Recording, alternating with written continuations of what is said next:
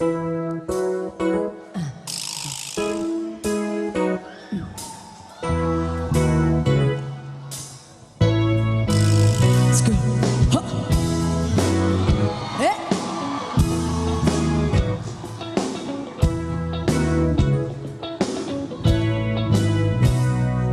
hlim lại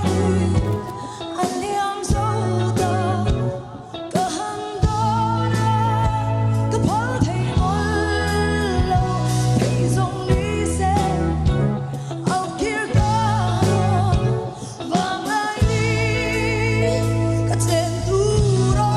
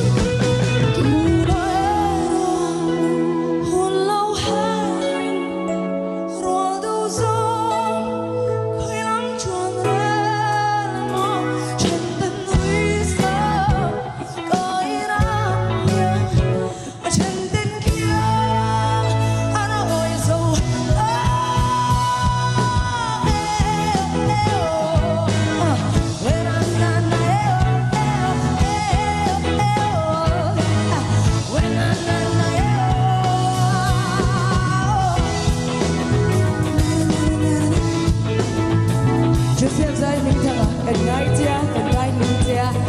vui nghe lâu cơ cô vui ra đi cầu khổ mà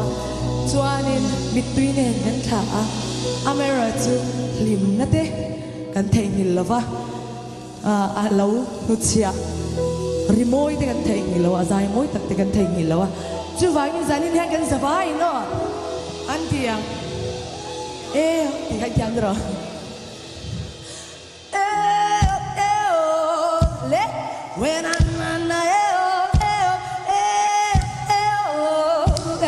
when I